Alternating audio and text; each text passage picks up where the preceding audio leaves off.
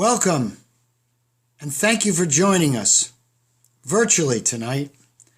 My name is Clint Bloom, and I'm the president of the 100-Year Association of New York. We are here tonight to recognize the centennial celebration of organizations that have literally built New York City, and two in particular with our annual Richard A. Cook Gold Medal Award, the New York Building Congress and the American Council of Engineering Companies, New York. Before we get started, we have asked Father Joseph McShane, the president of association member Fordham University, to help us get started off right. Fordham University was our 2017 gold medal honoree, which capped off their Dodrans bicentennial, or 175th celebration. We got a head start on this one. Father McShane actually recorded an invocation and some introductory remarks for us back in January. My dear friends, we come together tonight to celebrate three organizations marking their 100th birthdays in 2021. The New York Building Congress, the New York chapter of the American Council of Engineering Companies, and the Port Authority of New York and New Jersey. All of them have literally contributed to the building up of New York. All have left their physical and cultural marks on the city we love. Each of them is worthy of the honor we bestow upon them this night. But that is not all we celebrate tonight. I speak to you as the head of a 179-year-old university, a member of a 487-year-old religious order, and a historian of a 2,000-year-old church. So you'll understand if I take the long view here. More than honoring longevity in public service, both laudable and noteworthy achievements to be sure, we honor stability, continuity, and the public trust. If there was any doubt that those attributes are fundamental for a city or a republic, I believe the shattering events of the past week must have dispelled them. That is not to say our city or our nation are static. Far from it. They are, in many ways, palimpsests, forever being overwritten with new institutions, new buildings, new people, and new ideas.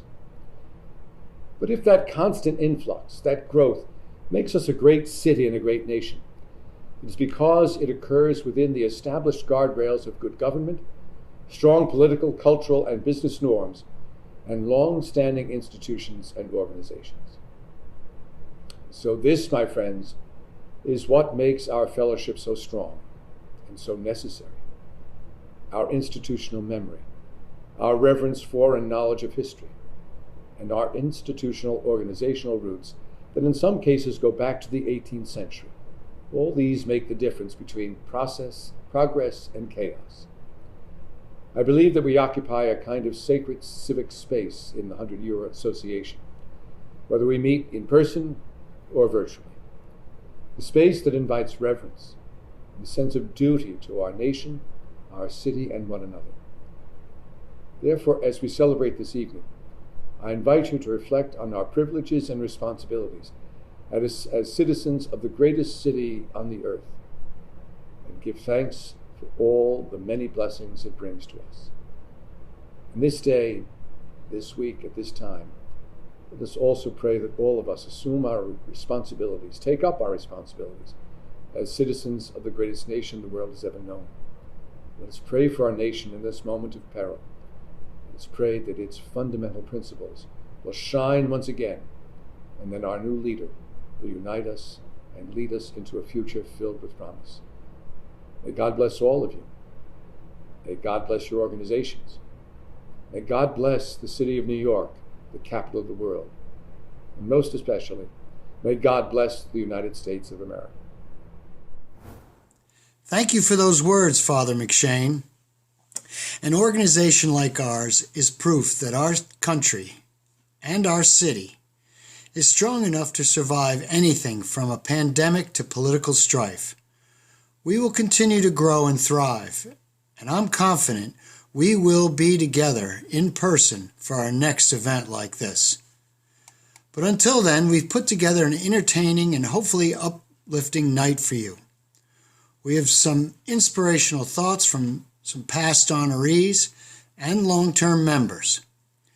We have a lot of history, including some New York City trivia, and of course, something from each of tonight's gold medal honorees. But first, many of you assembled in front of your laptops or tablets tonight may not be familiar with the association, so let me give you a little background. The 100-Year Association of New York was established in 1927 by business and community leaders to preserve the history and promote the heritage of public and private organizations that have been in existence for a century or more. Our membership is comprised of the metropolitan area's most enduring professional, educational, religious, and charitable establishments. This year, some of these familiar names, like Con Ed, which turns 140 this year, Port Authority of New York, New Jersey, which turns 100, and even the American Bible Society, which turns 205 years old. Some association members you never heard of, but do fascinating and amazing work that keeps our city moving and growing. We support activities that maintain the history of these organizations, as well as those that positively impact the city today. And we are always accepting new members, so if you own, work, or know of a century-old entity, please let us know. Speaking of history, we're going to try to stump you tonight with some history trivia. Play along and see how you do. Good evening. My name is Michael Michonne. I'm the former Manhattan Borough historian. I want to thank the 100-Year Association for inviting me to be part of the program this evening. I'm here to bring you a history trivia quiz. And since we're here at the 100-Year Association, all questions will relate to 100 years ago, 1921. So let's set the scene. By 1921, World War I and the Spanish flu pandemic had ended. That year, Warren G. Harding replaced Woodrow Wilson in the White House. The subway fare was 5 cents, and the Empire State Building, the George Washington Bridge, and Yankee Stadium did not exist. Of course, there was no Amazon back then, but there was the Sears Roebuck mail-order catalog, and they sold everything your heart could desire.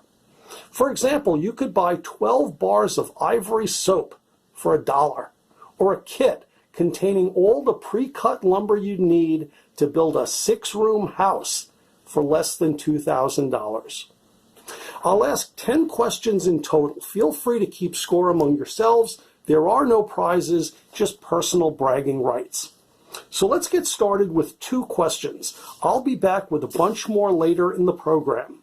Question 1. Miss Margaret Gorman was the first winner of this competition, which began in 1921. Bess Meyerson, Vanessa Williams, and Gretchen Carlson, among others, would follow in her footsteps.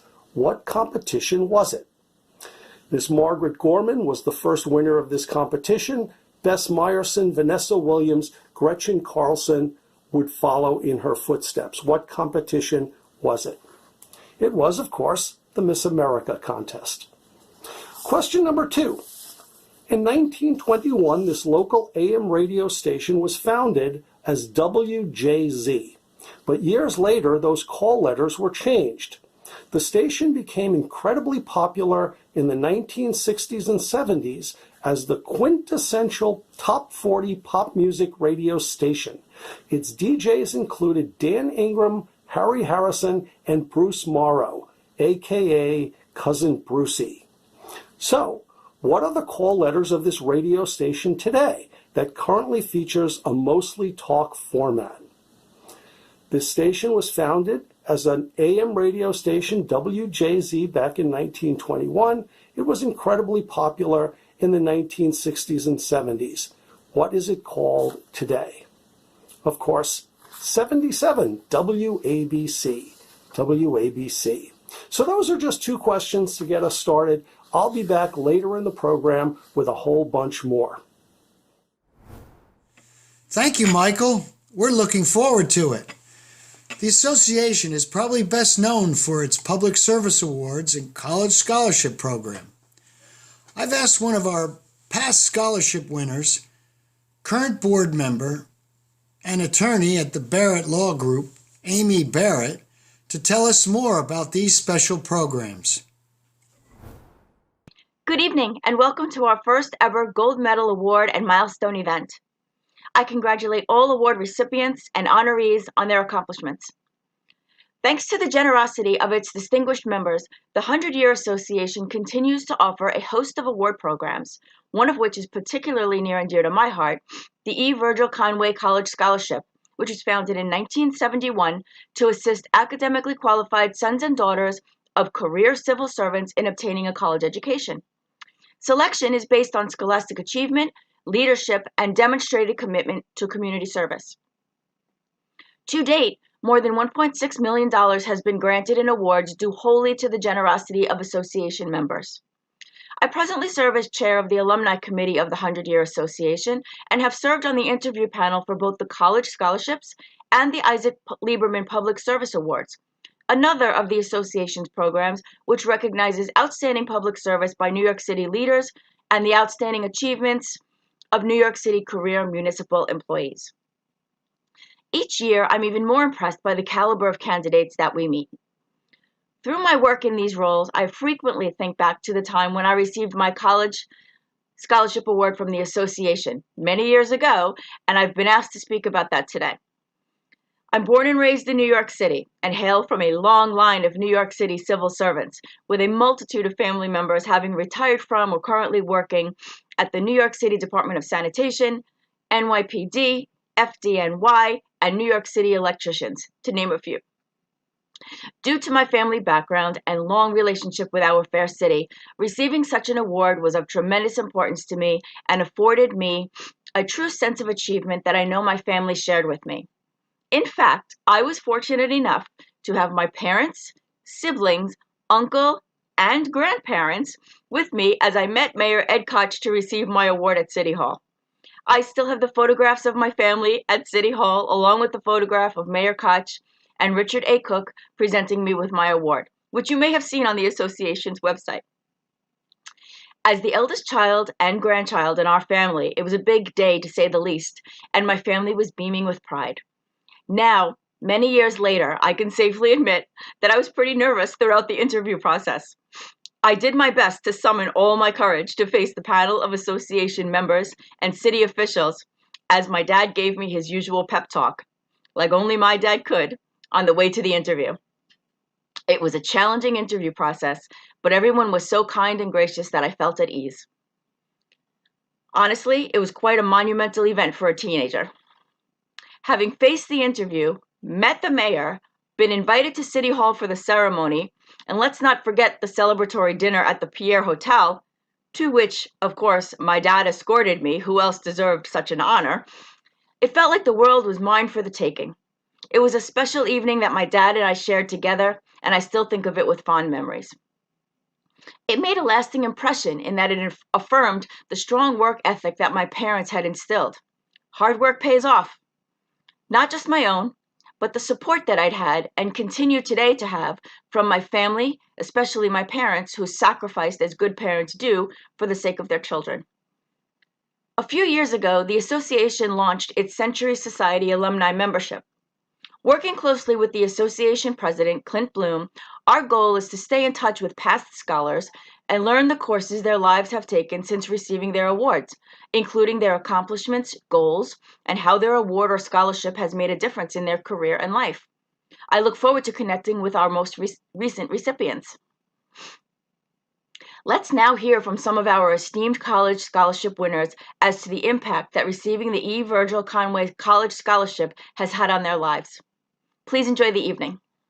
It's a real honor to get recognized by the 100-Year Association, because for me, a company that's been around for 100 years, or anything that's been around for 100 years, really shows a lot of perseverance, endurance, and drive. And really flattering to be associated with companies that have gone through so much and who have succeeded. What these scholarships mean to me is that I have to worry about one less thing, which is money. And now what I can do with this burden that's taken on my shoulders, learn as much as I want. What I want to do as a doctor is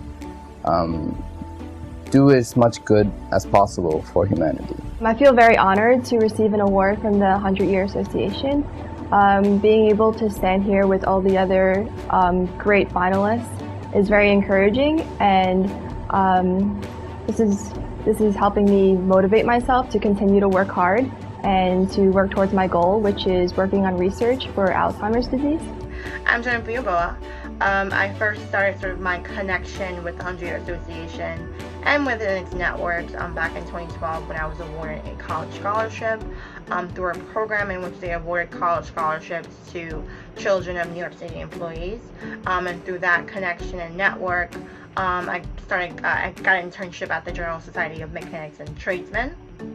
And I worked on marketing campaigns and learned how to build out capital campaigns for nonprofits, starts of a website and social media. So I was a marketing advertising major at the time, but that's sort of where I got my feet wet. And then from there, I worked directly with the 100-Year Association as an intern, managing the core of their website, helping establish a social media presence, maintaining connection with the younger scholars, which was a younger audience at the time, and that was great. And through another connection and a networking opportunity, I got a chance to intern for the Greater New York Chamber of Commerce, and that was sort of a marketing internship. I worked with Helena and Mark there and helped manage behind the scenes of their networking events and social media and different sort of projects and tasks. So that was like really exciting again, speaking to my major and just being able to be involved in all these different programs was, where I got sort of my start. So from there, I've had, over the years, I've gotten an opportunity to work with a number of organizations and brands, and I've always remembered that being my foundation. From different, within entertainment and nonprofit, from Comcast and DirecTV and Nickelodeon and other brands within the Viacom network, on agency level, within nonprofits or humanitarian organizations like UNICEF. That's always been a good sort of network of people and young talent and understanding a workforce and how to work with people, and all of that was established there.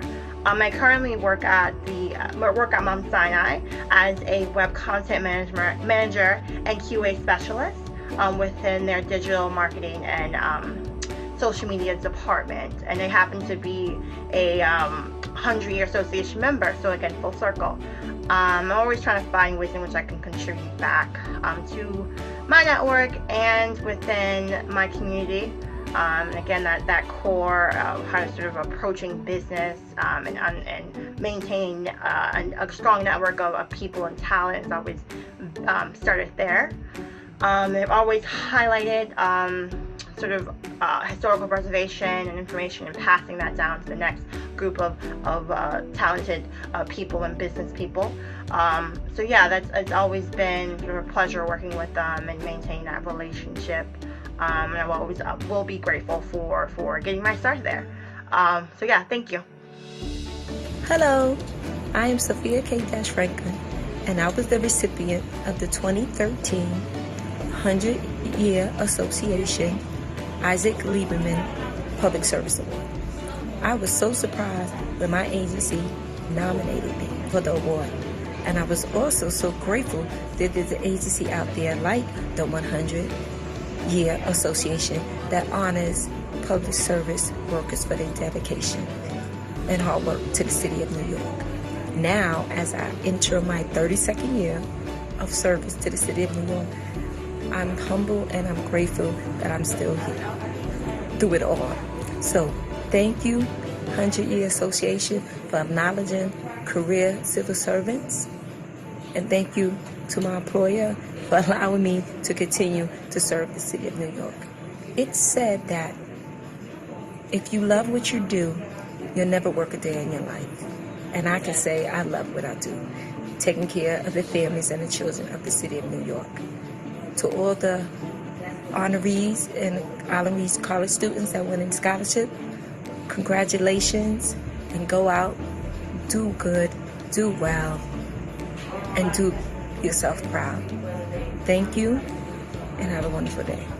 I'm elated. I want to thank the 100-Year Association for, first of all, just interviewing me and ultimately giving me the award. But I also could not be accepting it if it wasn't for the Department of Small Business Services, the City of New York, for providing me the platform to win this award. Besides celebrating the fact that there are so many 100-year-old firms and institutions here in New York City, we all also have the opportunity of giving back to the city and the civil service representatives that have supported us in this endeavor.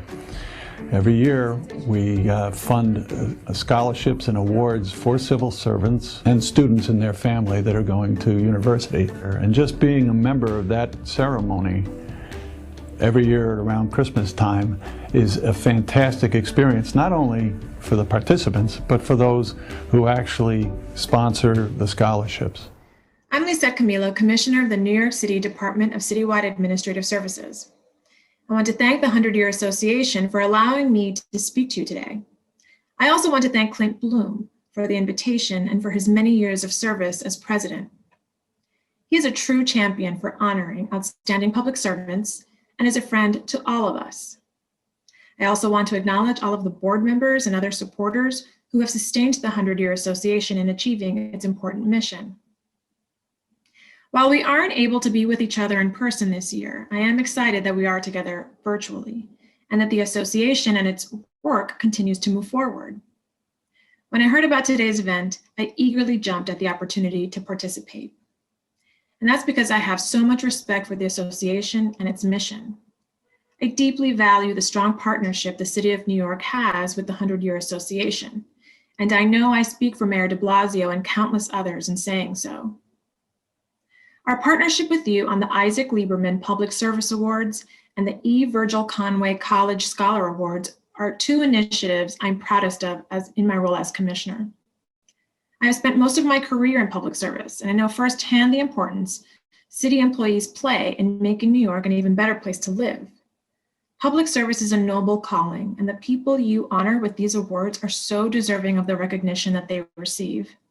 I know they appreciate it, their families appreciate it, and so do I. Public-private partnerships like the ones led by the 100-Year Association offer a key way to maximize resources to move our city forward. While government exists to support and improve our city, leaders in the private sector are also crucial to our civic life. The fact that all of you have invested your time and resources into this great organization and its programs is a testament to the leaders that you are. I want to thank all of you for that, and I hope our friendship and partnership can continue for many years to come. I would also like to congratulate today's honorees for keeping New York moving and building. The Port Authority of New York and New Jersey, the American Council of Engineering Companies, and the New York Building Congress are all vital parts of the fabric of our city, and I congratulate each organization for its centennial celebration. It's said that if you can make it here, you can make it anywhere, and any organization that can last a century in the New York City area has more than made it. Thank you again for inviting me to be here today and for all that you do for our city. Please be well and stay safe.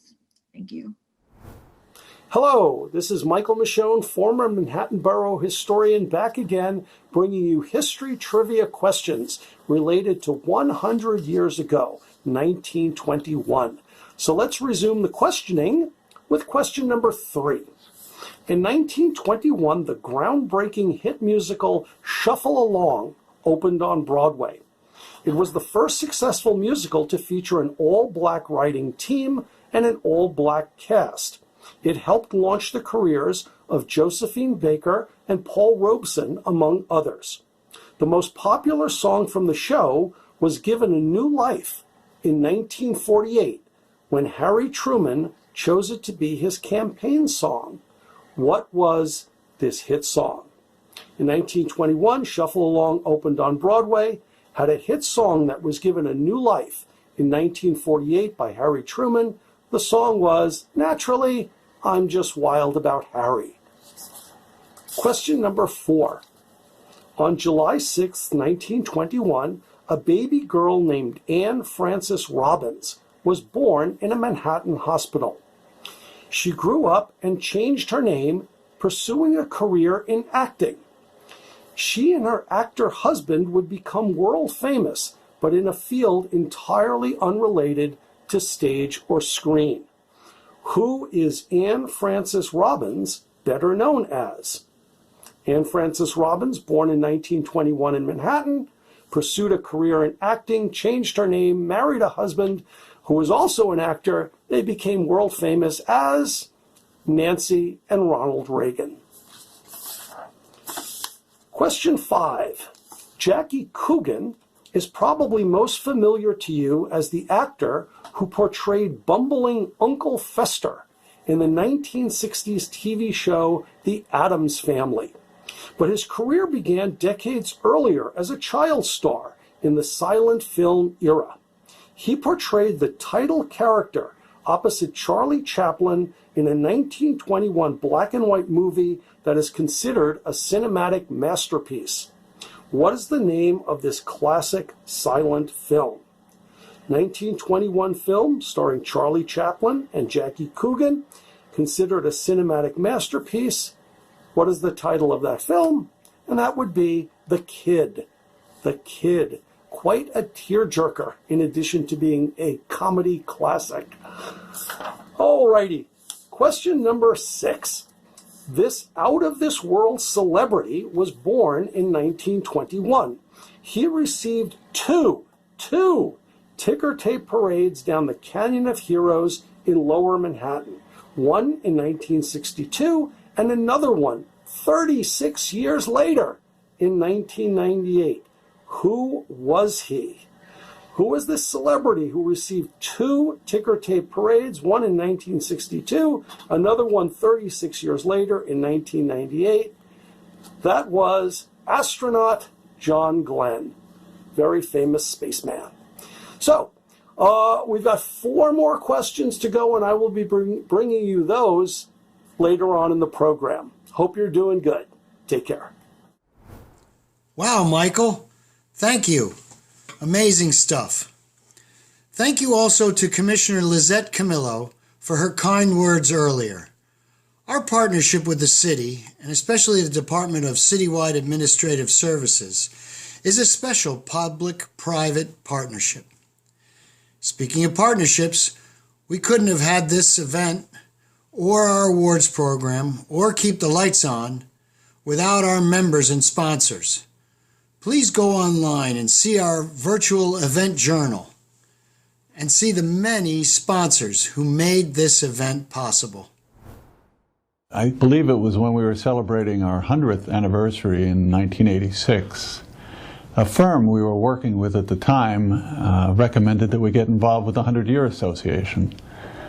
And when I became president in 2000, I got more involved once I knew the purpose and mission of the 100-Year Association, to the extent that we were actually involved in an exhibit featuring 100-year-old companies that had been run by the same family over a period of time at the New York Historical Society, which was one of the highlights of our relationship with the 100-Year Association. But since then I've been involved in recognition and celebration of various 100-year firms and institutions in the New York area, all of them having become a fabric of the city over the last 100+ years. And it is extremely gratifying every year to see the support and recognition of our gold medal honorees. Good afternoon. We are celebrating the 100th birthday for the Port Authority. It's an incredible year in many ways. A couple of years ago, we started talking about what the centennial would look like, and I will tell you, it's nothing that it looks like right now. As John Lennon said many years ago, life happens when you're making other plans. Well, this was supposed to be the year of celebration and pomp and celebrations and galas. and all of the celebration that goes with 100 years. This year, coming off of COVID, in the middle of a pandemic, things are just a bit different. But we still have to recognize the importance of the 100-year birthday of the Port Authority of New York and New Jersey. In 1921, members of Congress got together with members of the legislature of New York and New Jersey and said, we need to build a port authority, which is going to create the transportation infrastructure and hub for this northeast corridor. And they did it. So today, 100 years later, we have bus terminals, we have airports, we have bridges, we have ports, we have roadways, we have a path system. Over 1.4 million people use those facilities a day, each and every day. With the path, it's 290,000 people use it per day in this year. In the bus terminal, we have 260,000 people using it every day. In terms of our three airports, the main airports, LaGuardia, Newark, and Kennedy, 196,000 people each and every day use those facilities. World Trade Center, 250,000 people come each and every day. And it's the vision that the members of Congress set out 100 years ago that have allowed this wonderful thing called the Port Authority to give rise. But today we do more than just celebrate. We also want to say thank you to the individual employees who have made this possible. We have 8,000 active employees who have been on the front line for this last year, very trying year. I want to say thank you very much for putting it all out there, risking your health and your family and your welfare to make sure this region goes forward. You know, running an agency of 8,000 people, $8 billion budget, and a $37 billion capital plan isn't easy. Well, the way it's being done today in 2021 is because you have an executive director, Rick Cotton, who's the most unbelievable manager we have ever seen. My guess, and I'm going to offend a few people by saying this, over the last 100 years, I would suggest to you he's the best executive director we've seen at the Port Authority. And the combination of all the effort by the former board members, we want to thank them, the former executive directors, the senior staff, and each and every member of the public who has used our facility, and each member who have dedicated their time to be a Port Authority employee. We want to say thank you. Special year 2021, we're coming out of a very dangerous period, but led by Rick and the commissioners and our senior staff, we're going to survive and be better. And we're looking forward to celebrating year 101 next year. So again, thank you to our employees. Thank you to all the members in this region of New York and New Jersey. Thank you to our governors and our legislatures and the folks who have had faith in us to keep us moving forward as we move this region forward. Happy birthday, 100 years Port Authority of New York and New Jersey. Good evening, and thanks to the 100-Year Association of New York for recognizing the centennial of the Port Authority of New York and New Jersey. Let me begin by saluting our fellow honorees, two organizations that have been wonderful allies on many fronts over our mutual 100-year histories, the New York Building Congress and the American Council of Engineering Companies. Thanks to them for their service to the region. It is a privilege to share the responsibility of accepting your Gold Medal Award on behalf of the Port Authority alongside our chairman, Kevin O'Toole. It has been my great good fortune to work closely with him and with the agency's workforce over the past 3.5 years as we have tried to carry forward the extraordinary work of our predecessors. I feel privileged to serve as executive director of the Port Authority during the agency's centennial year. The Port Authority was formed by the states of New York and New Jersey in 1921 as the first multi-state agency created under the Constitution's Compact Clause. The Port of New York Authority, as it was then called, was originally created to rationalize a tangled system of rail lines, cross-harbor freight operations, and cargo terminals. But its bi-state compact granted the Port Authority the flexibility to take on additional responsibilities. With that flexibility, the Port Authority charted a truly remarkable path forward. The agency's first feat, to build 2 bridges connecting New Jersey and Staten Island simultaneously, and extraordinarily opening the Outer Bridge Crossing and the Goethals Bridge on the same day in 1928. For its second act, the Port Authority repeated the extraordinary feat of building 2 bridges simultaneously. The agency built the George Washington Bridge, at the time the longest suspension bridge in the world, and the Bayonne Bridge, at the time the longest truss-supported bridge in the world, at the same time, simultaneously, and opening them both in 1931. The Port Authority went on to build the Lincoln Tunnel, opening its first tube in 1937. Absolutely unprecedented. 4 bridges and 1 tunnel in the span of a decade. And by the way, in that same decade, assuming operating control over the Holland Tunnel. Given its reputation for accomplishment and innovations, the region turned in the late 1940s to the Port Authority to operate and dramatically modernize 3 airports: LaGuardia, Idlewild, which would become JFK, and Newark.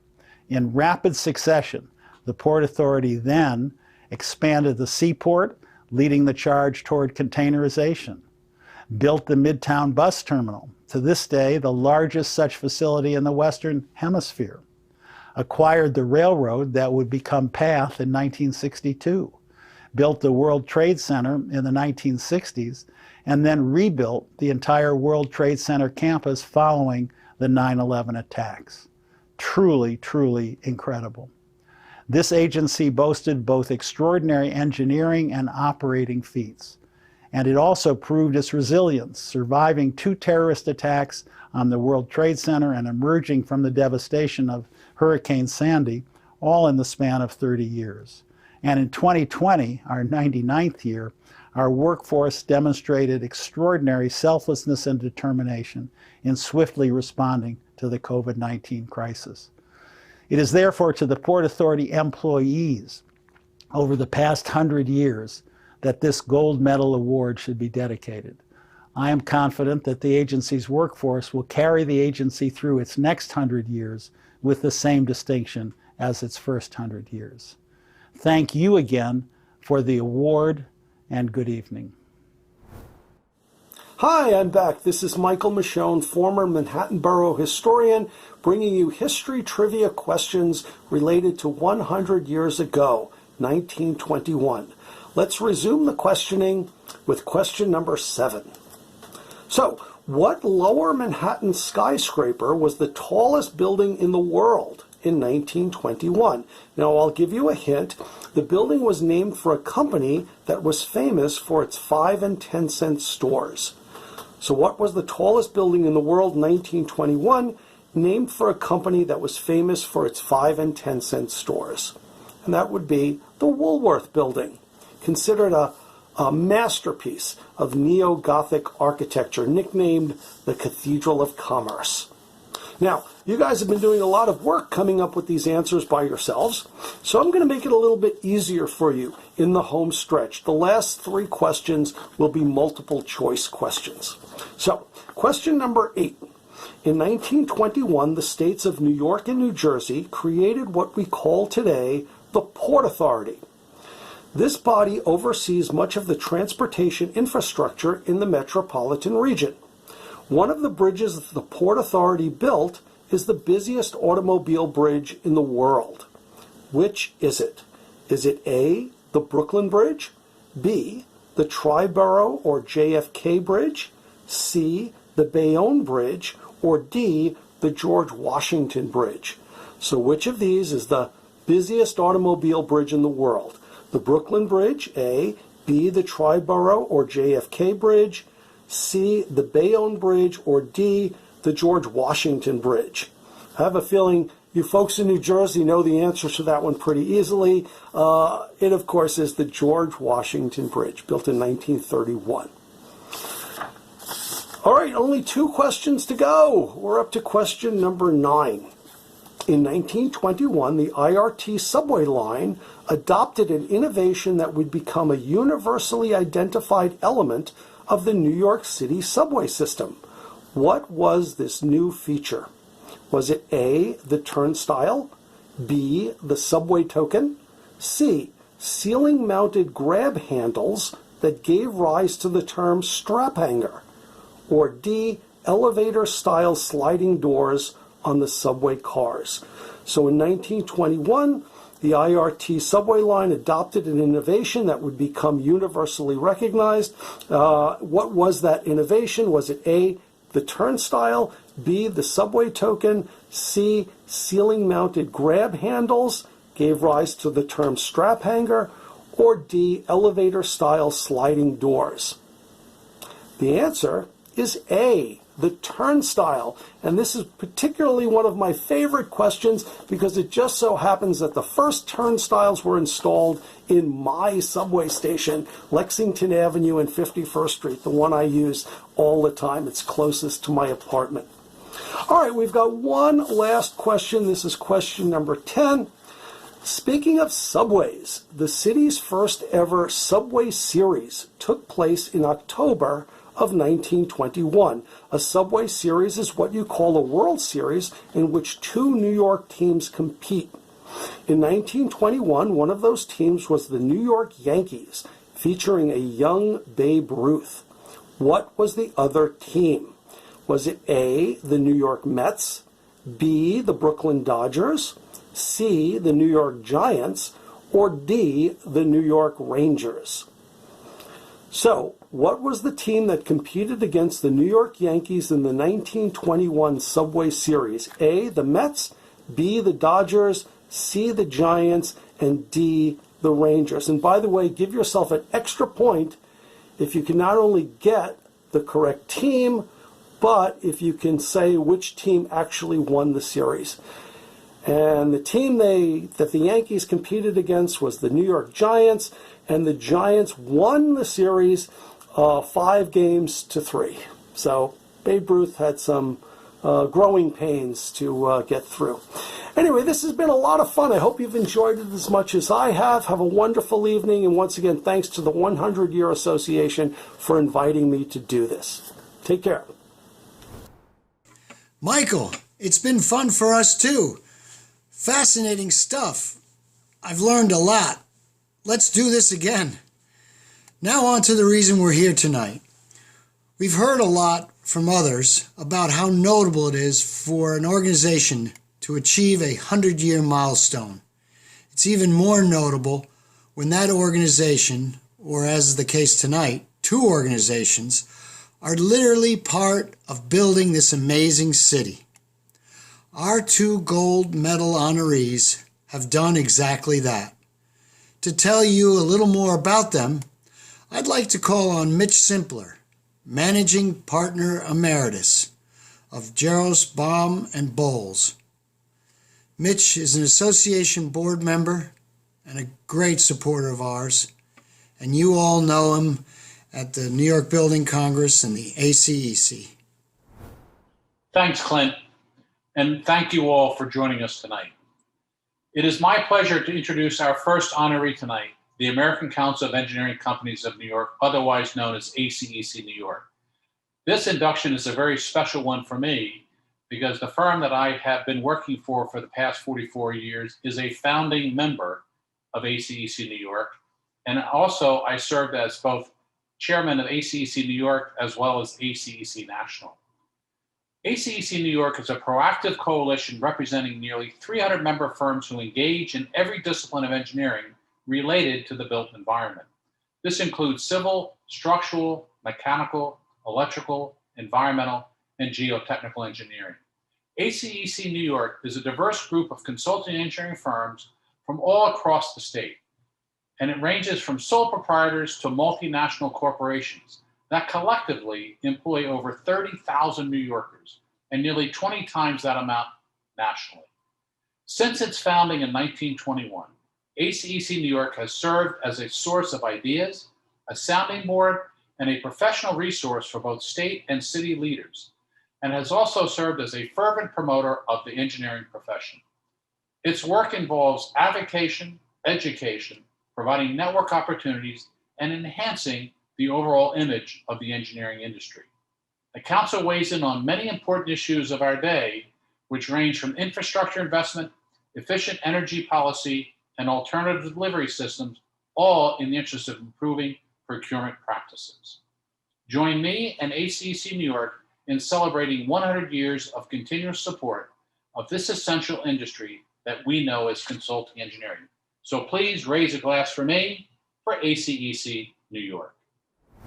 I am Jay Simpson, President and CEO of the American Council of Engineering Companies of New York, and I am honored to virtually accept recognition of our 100th anniversary from the 100-Year Association of New York. ACEC New York can trace its founding to 1921, when the metropolitan-based New York Association of Consulting Engineers formed in New York City. In 1957, the Consulting Engineers Council of New York State, or CEC-NYS, formed, and 7 regional chapters throughout New York State. In 2000, NYACE and CEC-NYS merged to form the American Council of Engineering Companies of New York. I was fortunate enough to preside over the merger over 20 years ago, and the association has continued to grow and thrive ever since. Our association provides essential resources for engineering professionals encompassed by 4 pillars of our organization: advocacy, education, networking, and business services. From our flagship events, including our annual Winter Conference and our Engineering Excellence Awards Gala, to our legislative efforts and our educational programming, we are proud to serve the talented and innovative professionals that make life as we know it possible in New York. We are proud to stand beside our partner organizations, the New York Building Congress, as well as the newest member of the 100-Year Association, the Port Authority of New York and New Jersey, to accept recognition for the centennial milestone. 100 years of operation is quite an accomplishment, and once again, we thank the 100-Year Association for this honor. It is now my pleasure to introduce the New York Building Congress. This is, again, a particularly special event for me because my firm, Jarvis Mountain Bowles, is both a founding and charter member of the New York Building Congress. When the New York Building Congress was founded in 1921, New York City and its building industry looked very different. The city's subway system was a fraction of what it is today. The Empire State Building was a decade away from even breaking ground, and the building industry was fragmented by trade. New York Building Congress's founders created an organization where contractors, architects, engineers, developers, owner, and all of those with a role in the built environment could convene and share ideas. Over the last 99 years, the Building Congress has grown and evolved, and its members have come together to shape the New York City into the incredible city that we all know and love today. To commemorate this history, the New York Building Congress kicked off a year of centennial celebrations beginning in January. Join me and the New York Building Congress in celebrating the past, the present, the future of New York City's building industry.